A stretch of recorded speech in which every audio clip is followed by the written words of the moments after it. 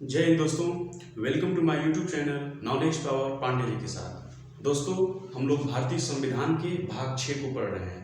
ठीक है, भाग 6 में हम लोग पहला टॉपिक हम लोगों का क्या है? राज्यपाल। राज्यपाल को हम लोग का ये तीसरा लेक्चर है, ये अंतिम लेक्चर है राज्यपाल के बारे में। दोस्तों, राज्यपाल को हम लोग अनुच्छेद 152 से स्टार्ट किया था। ठीक है, राज्यपाल को अनुच्छेद 152 से 162 के बीच में रखा गया। किसको? अनुच्छेद 152 से 162।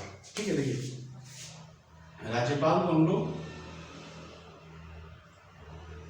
आर्टिकल 152 से लेके 162 के बीच में रखा गया। ठीक है, राज्यपाल को।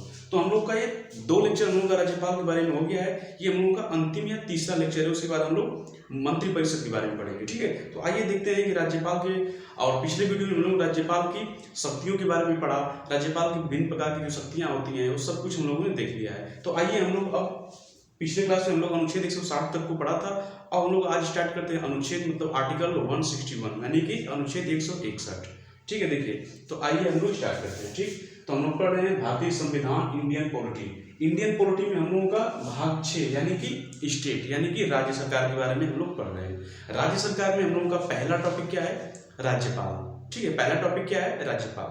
तो आइए हम लोग अनुच्छेद 161 से स्टार्ट करते हैं। ठीक, देखिए आर्टिकल 161। देखिए आर्टिकल 161 मैंने आपको पहले ही पढ़ा चुका है, क्योंकि आर्टिकल 161 में क्या है कि राष्ट्रपति की क्षमादान शक्ति, राष्ट्रपति की क्षमादान की शक्ति क्या है। जब हम लोग राष्ट्रपति की शक्तियों के बारे में मतलब राज्यपाल के शक्तियों के बारे में जब पढ़ रहे थे, तो राज्यपाल की शक्तियों के बारे में हम लोगों ने बहुत सी शक्तियों के बारे में पढ़ा। उनकी वित्तीय शक्ति, आपातकालीन शक्ति, विवेकाधिकार शक्ति, विशेषाधिकार शक्ति, क्षमादान की शक्ति, मतलब जो भी विभिन्न प्रकार की शक्तियां हैं उन सब के बारे में हम लोग पढ़े थे। तो राज्यपाल की जो क्षमादान की शक्ति है उसको आर्टिकल 161 में रखा गया है। ठीक है, राज्यपाल की जो क्षमादान की शक्ति है वो आर्टिकल 161 में रखा गया है। तो क्षमादान की शक्ति क्या है? तो राज्यपाल 2 प्रकार की क्षमादान शक्ति है। राज्यपाल की 2 प्रकार से क्षमादान की शक्ति है। सबसे पहले देखिए, क्षमादान शक्ति में सबसे पहली शक्ति उनकी ये है कि वो किसी भी फांसी की सजा को माफ नहीं कर सकते हैं। सब कुछ कर सकते हैं, लेकिन वो किसी को फांसी हो गई है तो उसको वो माफ नहीं कर सकते हैं राज्यपाल। दूसरा क्या है कि जैसे वो क्या है कि सैन्य शक्ति के बारे में उनको ज्यादा उसमें नहीं करना, क्योंकि सैन्य शक्ति जो सेना का जो कोर्ट मार्शल होता है उसमें वो माफ नहीं कर सकते हैं। यानी कि वो किसी भी फांसी की सजा को माफ नहीं कर सकते हैं और सैन्य शक्ति को माफ नहीं कर सकते हैं। ठीक है, दूसरी शक्ति इनकी ये है, किनकी? राज्यपाल की। तो राज्यपाल की क्षमा शक्तियां 2 प्रकार की है कि वो फांसी की सजा को माफ नहीं कर सकते हैं, और दूसरी क्या है कि वो सैन्य शक्ति का मतलब कि जो सेना का कोर्ट मार्शल वगैरह होता है उन शक्ति उनको यदि कोई सजा हो चुका है तो राज्यपाल उनको माफ नहीं कर सकते हैं। ठीक है, तो राज्यपाल की 2 प्रकार की क्षमादान की शक्तियां हैं। ठीक है, आर्टिकल 161 जिसको हमने आपको पहले ही बता दिया है। तो आइए हम लोग स्टार्ट करते हैं 162 अनुच्छेद 162। ठीक है, तो देखिए आर्टिकल 162, देखिए आर्टिकल 162 ये कहता है कि राज्य की कार्यपालिका का विस्तार राज्यपाल करेगा। अब राज्य की कार्यपालिका का विस्तार राज्यपाल करेगा, इसका क्या मतलब है? देखिए राज्य की कार्यपालिका का मतलब कि विभाग का मतलब मंत्रालय। जैसे राज्य में बहुत सारे विभाग होते हैं, अलग अलग कार्य के लिए अलग अलग विभाग होते हैं, अलग अलग मंत्रालय होते हैं। सपोज करिए कि हमारा जो राज्य इतना बड़ा उत्तर प्रदेश है, इसमें यदि किसी चीज की जरूरत पड़ गई जिसके लिए अलग से विभाग की जरूरत पड़ी, तो वो अलग से विभाग का कौन करेगा? राज्यपाल ही करेंगे। उसका विस्तार कौन करेगा? राज्यपाल करेंगे। ठीक है, अलग से विभाग का निर्माण करना हो तो वो कौन करेगा? राज्यपाल करेगा। ठीक है, तो वही इसमें बताया गया है कि राज्य की कार्यपालिका का विस्तार राज्यपाल करेगा। आर्टिकल 162 में ये बोला गया है। ठीक है, आर्टिकल 161 में राज्यपाल की क्षमादान की शक्ति है, और आर्टिकल 162 में राज्य के कार्यपालिका का विस्तार कौन करेगा? राज्यपाल करेगा। ठीक है, राज्य के कार्यपालिका का विस्तार कौन करेगा? राज्यपाल करेगा। ठीक है, अब देखते हैं आर्टिकल 163। तो ये रहा हम लोग का राज्यपाल खत्म हुआ यहाँ तक, आर्टिकल 152 से 162 तक। ठीक है, राज्यपाल की जो विभिन्न प्रकार की शक्तियां हैं उनका क्या कर्तव्य है वो सब क्या है, आर्टिकल 152 से 162 तक। अब देखिए अनुच्छेद 163 में क्या कहता है कि राज्यपाल को सहायता एवं सलाह देने के लिए, आर्टिकल 163 में ये बोला गया है कि राज्यपाल को सहायता या सलाह देने के लिए एक मंत्री परिषद का गठन किया जाएगा। किसका गठन किया जाएगा? मंत्री परिषद। देखिए मंत्री परिषद क्या होता है, देखिए मंत्रिपरिषद हो गया, ये होगा मंत्री परिषद। अब देखिए मंत्रिपरिषद में सबसे पहले तो हम लोग जान लेंगे कैबिनेट मंत्री होते हैं,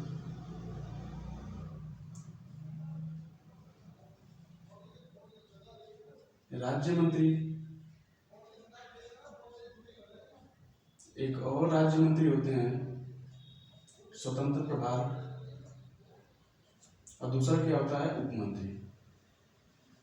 देखिए मंत्रिपरिषद में क्या क्या होता है, सबसे पहले मंत्रिपरिषद में सबसे पहला मंत्री क्या आता है कैबिनेट मंत्री, फिर दूसरा राज्य मंत्री, तीसरा फिर राज्य मंत्री स्वतंत्र प्रभार, और चौथा उप मंत्री। मतलब कि स्वतंत्र प्रभार वो होता है जब कैबिनेट मंत्री नहीं रहेंगे तब ये स्वतंत्र प्रभार उनकी जगह पे लेगा, ठीक है। यही मतलब कि राज्य मंत्री प्रमोशन पे चल जाएगा, वो जूनियर ना होकर सीनियर हो जाएगा, ठीक है। कौन? ये राज्य मंत्री, ये कैबिनेट की अनुपस्थिति में। तो मंत्रिपरिषद में 4 टाइप के मंत्री होते हैं, कैबिनेट मंत्री, राज्य मंत्री और उप मंत्री, और एक होता है राज्य मंत्री स्वतंत्र प्रभार। ये तब आते हैं जब कैबिनेट मंत्री अनुपस्थित हो या फिर किसी कारण से वो कहीं गए हैं या फिर अनुपस्थित हैं, तो यही राज्य मंत्री सीनियर बन जाएगा, यानी कैबिनेट मंत्री बन जाएगा, ठीक है। इसको स्वतंत्र प्रभार कहते हैं, ठीक है। तो ये नाम होगा मंत्रिपरिषद। तो राज्यपाल को सहायता एवं सलाह देने के लिए एक मंत्रिपरिषद का गठन किया जाएगा, ठीक है। मंत्रिपरिषद का गठन किया जाएगा, और उस मंत्रिपरिषद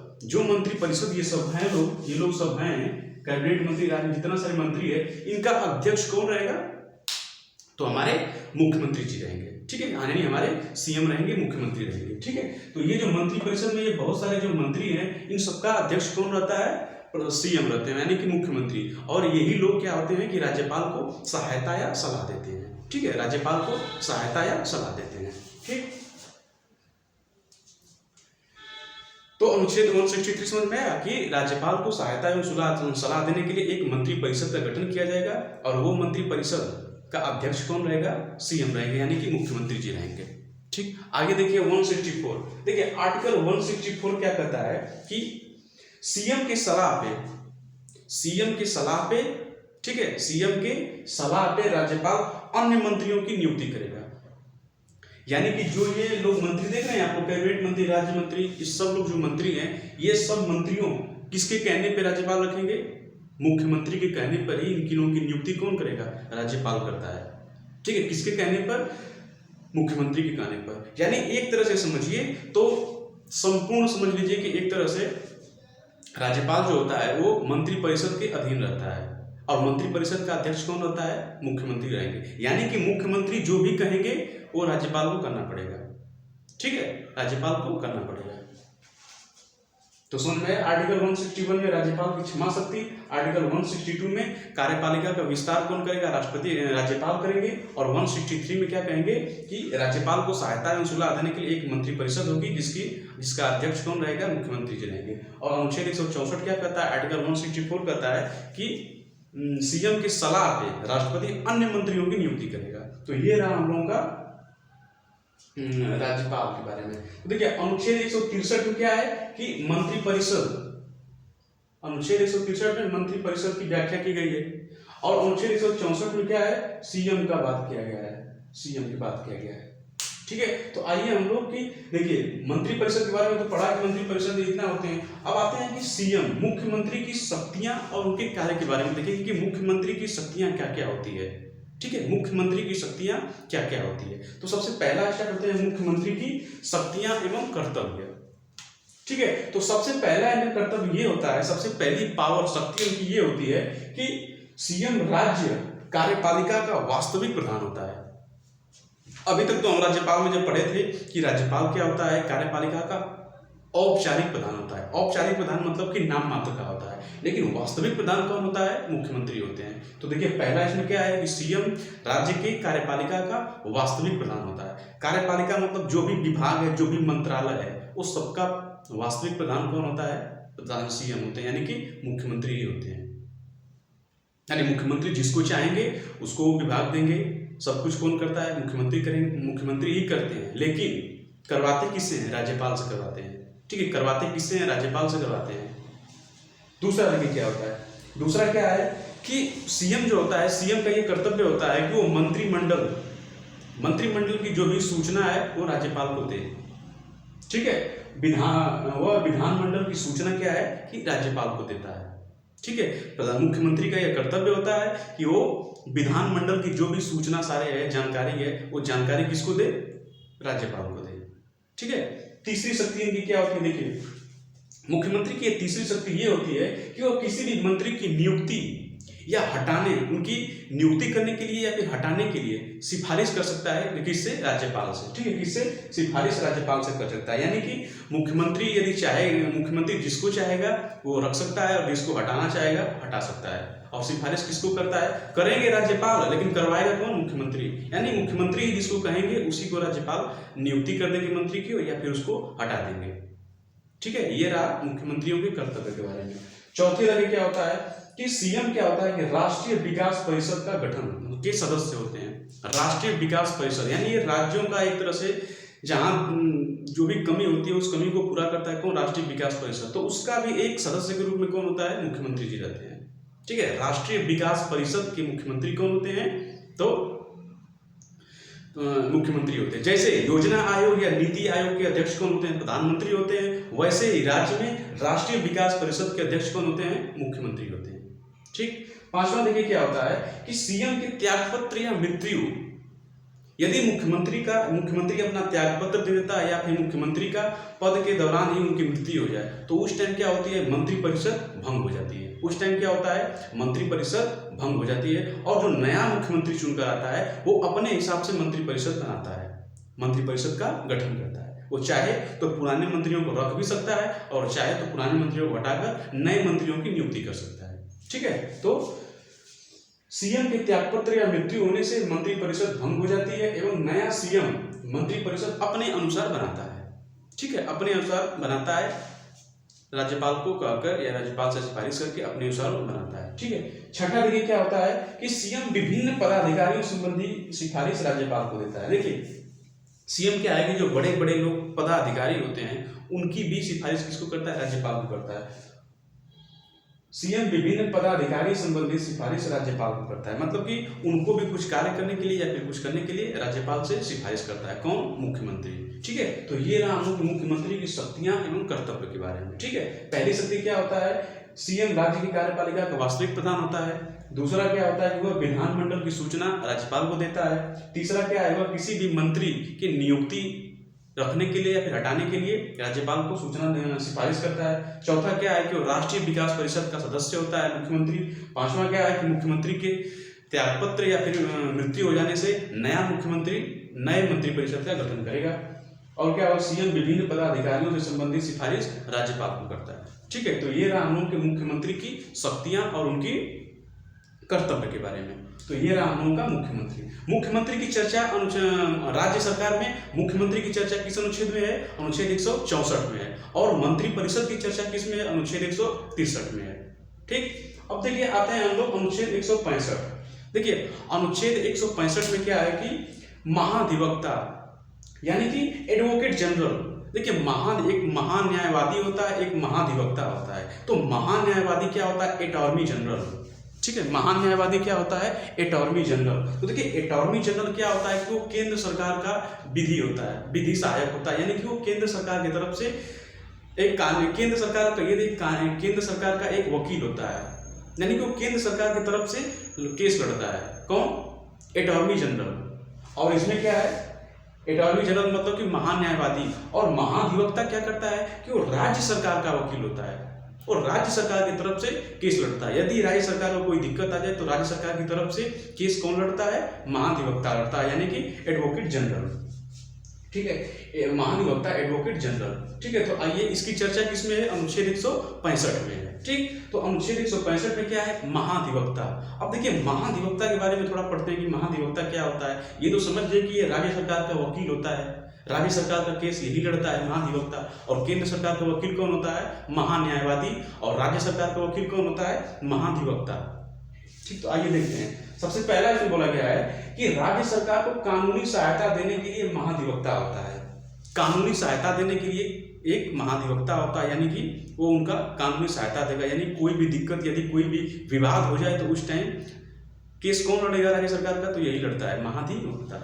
आगे देखिए, यह राज्य सरकार का प्रथम विधि अधिकारी होता है। ये विधि मतलब कानून, एक कानून का अधिकारी होता है। प्रथम विधि अधिकारी कौन होता है? महाधिवक्ता होता है राज्य सरकार का, ठीक है। यह राज्य सरकार का प्रथम विधि अधिकारी होता है, ठीक। आगे देखिए, दूसरा क्या है कि यह विधानमंडल की कार्रवाई में भाग लेता है। देखिए यह क्या होता है ना कि विधानमंडल या फिर विधानसभा हो या फिर विधान परिषद हो, ठीक है, यह महाधिवक्ता मतलब विधानमंडल का सदस्य न होते हुए भी उसमें भाग लेता है, उसमें चर्चा करता है, अपनी बात को रखता है, सब कुछ करता है, बट वोट नहीं डालता है। क्यों? क्योंकि वो उसका सदस्य नहीं है, ठीक है। वोट डालने का टाइम आ जाएगा तो वो बाहर चला जाएगा, और बाकी सब कुछ कौन करता है? महाधिवक्ता। इसी तरह महान्यायवादी में भी सेम कंडीशन ऐसा ही है कि वो संसद के किसी भी सदन में भाग ले सकता है, कुछ भी कर सकता है, परंतु वोट नहीं डाल सकता। ठीक उसी पर महाधिवक्ता में भी यही कंडीशन है कि वो विधानमंडल में बोल सकता है, अपनी बात रख सकता है, उसमें भाग ले सकता है, परंतु वोट नहीं डाल सकता है, ठीक है। तो यह विधानमंडल की कार्यवाही में भाग लेता है, किंतु उसका सदस्य न होने के कारण वोट नहीं कर सकता। यह राज्यपाल के प्रसाद पर्यंत होते हैं। इनकी योग्यता हाई कोर्ट के जज के बराबर होती है। देखिए ये जो महाधिवक्ता होता है इसकी योग्यता क्या होती है? एक हाई कोर्ट के जज के बराबर होती है, और होना भी चाहिए भाई। ये सरकार का केस लड़ रहा है तो तेज तर्क तो होना चाहिए, तो इसीलिए यह हाई की योग्यता क्या होती है? हाई कोर्ट के जज के बराबर होती है। ये राज्यपाल, ये देखिए राज्यपाल के प्रसाद पर्यंत पर निर्भर होता है, ठीक है। इनका कोई चुनाव वगैरह नहीं होता, ये प्रसाद पर्यंत पे निर्भर होते हैं, यानी कि इनको जब चाहे हटाया भी जा सकता है, ठीक है। ये होता है, ये है महाधिवक्ता। तो समझ गए कि महाधिवक्ता क्या होता है, एडवोकेट जनरल क्या होता है? ये राज्य सरकार का एक तरह से कहिए तो ये राज्य सरकार का एक वकील होता है। यह प्रथम विधि अधिकारी भी होता है, और ये संसद यानी कि विधानमंडल के किसी भी सदन में भाग ले सकता है, बोल सकता है, कुछ भी कर सकता है, परंतु वोट नहीं डाल सकता है, ठीक है। ये इनका योग्यता क्या होती है कि इनकी योग्यता ये होती है कि ये हाई कोर्ट के जज के बराबर इनकी योग्यता होती है। इनका कोई कार्यकाल नहीं होता है, ये राष्ट्रपति के प्रसाद पर्यंत पे निर्भर होते हैं, ठीक है। तो ये रामों के महाधिवक्ता, इसकी चर्चा अनुच्छेद 165 में है। देखिए सबसे पहले देखिए अनुच्छेद 165 में महाधिवक्ता की चर्चा है, अनुच्छेद 164 में सीएम की चर्चा है, और अनुच्छेद 163 में क्या है? मंत्रिपरिषद की चर्चा है। इसको ध्यान रखिएगा, ठीक है। तो अनुच्छेद 163 में मंत्रिपरिषद की चर्चा है, अनुच्छेद 164 में सीएम की चर्चा है, और अनुच्छेद 165 में महाधिवक्ता की चर्चा है, ठीक है। तो ये रहा हम लोगों का अनुच्छेद 161 से अनुच्छेद 165 से, ठीक है। वीडियो अच्छा लगे तो वीडियो को लाइक कीजिए, सब्सक्राइब कीजिए, चैनल को सब्सक्राइब कीजिए। तो हम लोग मिलते हैं कल, ठीक है। जय हिंद।